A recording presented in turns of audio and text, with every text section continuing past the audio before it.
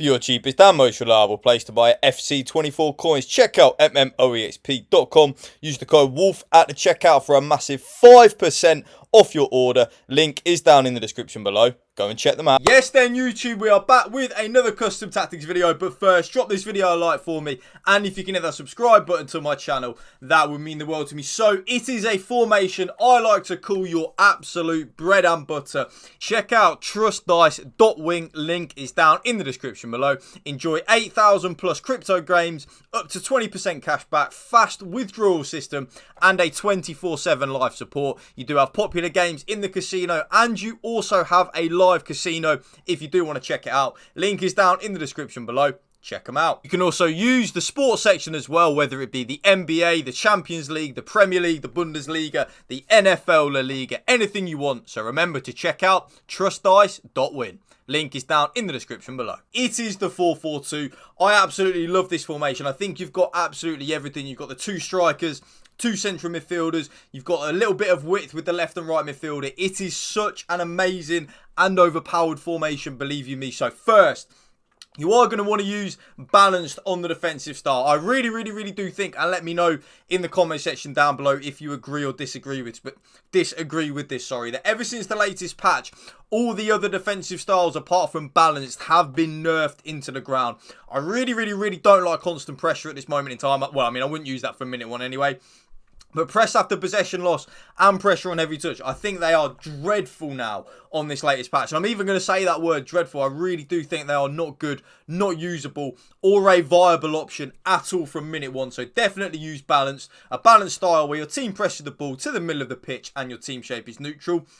The defensive width. Now, if any of you don't know what has happened on this latest patch, it's kind of nerfed the byline meta, but it's not nerfed it completely into the ground. So you can still run down the byline and use and abuse the little bit of cutbacks, but they don't work anywhere near as much as they did pre-patch. So because of that, we need to go a little bit more narrow, in our defensive width, because a lot of players now will be able to run through our middle of the pitch because we don't have to worry about the byline meta anymore. So pack out the middle of the pitch and make us really hard to break down. So I've actually gone down to 42 on the defensive width in the 4-4-2. Yes, 42.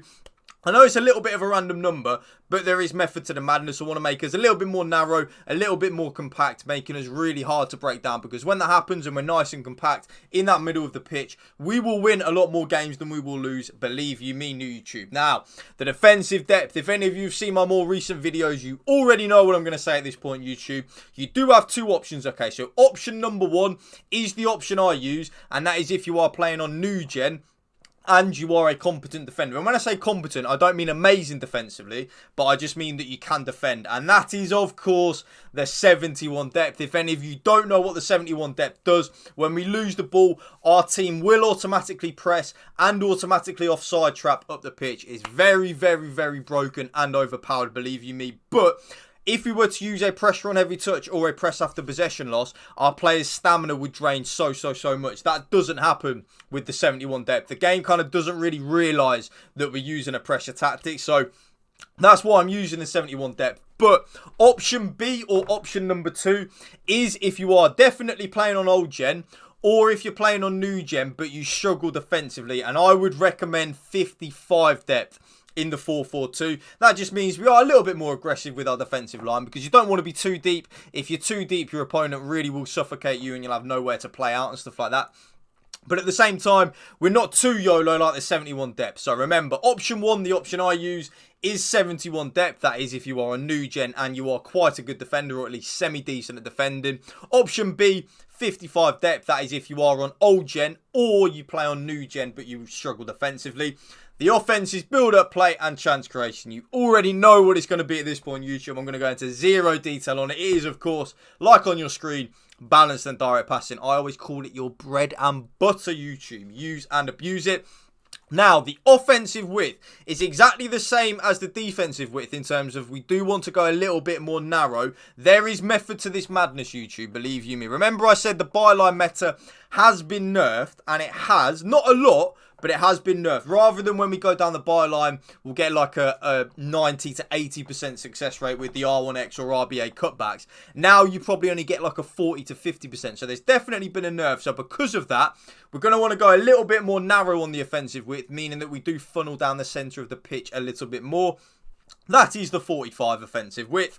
Players in the box is going to be 7. More players we have in the box, YouTube, the more likely we are to score a goal. It's so simple when I break it down like that. 2 corners and 2 free kicks like so. Custom tactics done. Now, you already know what both of my strikers are going to be on in a Connor Woolf custom tactics video. That is, of course, stay central, get in behind, and come back on defence. Now, if any of you don't know why I have that on, the stay central, especially in a 4-4-2 where we've got a left midfielder and the right midfielder anyway, I do not want my strikers venturing out wide. I want both of my strikers staying in that centre area of the pitch, making runs in behind. And that is exactly why I have both, yes, both my strikers on getting behind. I want both of them making penetrating runs in behind. But there is a but in this. I know some of you, when you are using 2 striker formations, you're not interested in having both of them on getting behind. I personally totally understand that. So if that is you, I would put your slower striker that you've got out of the 2. I don't actually know who's slower out between my Salmon and Eto on my RTG. I think it's Salmon, but I'm not sure. I would have the slower striker on mixed attack so that sometimes they make penetrating runs in behind, but other times they kind of come to feet. It's kind of really nice. The comeback on defence, pretty self-explanatory, just makes us more defensively solid.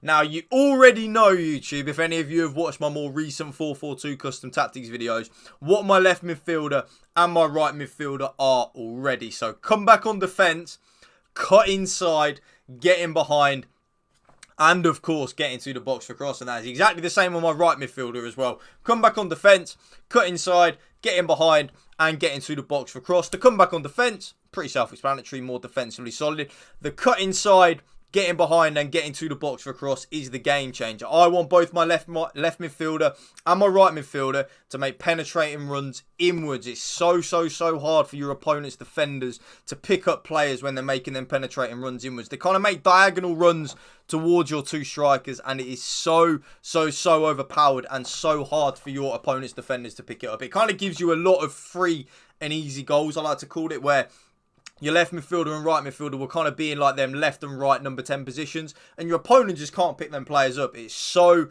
overpowered. So that's come back on defence, cut inside, get in behind, and get into the box for cross on both the left midfielder and the right midfielder. The right central midfielder, think of this player kind of like a traditional number 10 or like a shadow striker, a player that will have the licence to get forward, and because of that, balanced attack, get into the box for cross, and cover centre. So you can use definitely more of an attack-minded central midfielder in that right central midfielder role. So for me, on my RTG, SBC Bruno Fernandes.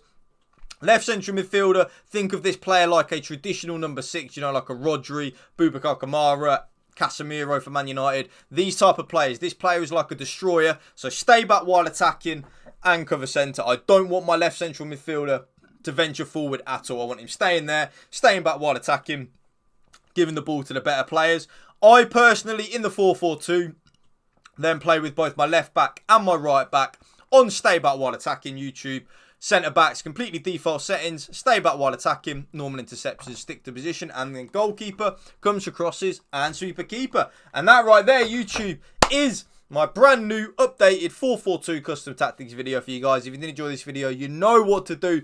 Drop it a like for me, drop a comment down below, and if you can hit that subscribe button to my channel, that would mean the world to me. Thank you for watching. Remember, spread the love and positivity. PMA, positive mental attitude. Peace out. One love.